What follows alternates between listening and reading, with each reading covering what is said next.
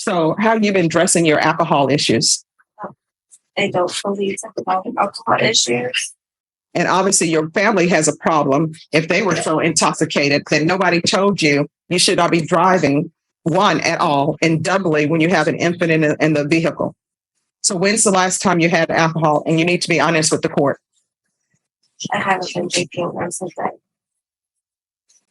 Again, my statistics professor would be very upset with me, but usually people who get pulled over and plea to driving while intoxicated, that's just the first time they got caught driving while intoxicated. I don't know anybody who is taking an infant and driving with an infant while you're intoxicated and saying, I don't have a problem. Obviously you do. All right. I find that unbelievable. Are you in any type of program? All right. Do you have any criminal history other than this? Misdemeanors. Misdemeanors for what?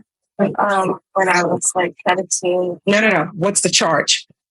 Possession of marijuana and failure to ID. All right.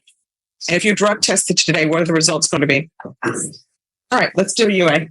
Take a short exit for 5 minutes. Will it be okay? Yes.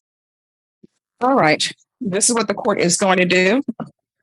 The court is going to sentence you to 2 years in the state jail facility. There's a $1,500 fine that will be probated. There's to be the VIP, ignition interlock, DWI education course, 150 hours of community service restitution. 40 of those hours will be waived if you provide proof of the COVID vaccination. The court is not requiring you to do the COVID vaccination, but if you do, 40 of those hours will be waived. I'm going to want parenting classes. Once those completed, the remaining of community service hours will be waived.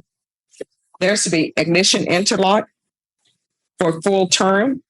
Counsel, the court will reconsider once she has, and because this is a felony conviction, you're not allowed to own or possess any weapons or ammunition. Do you understand?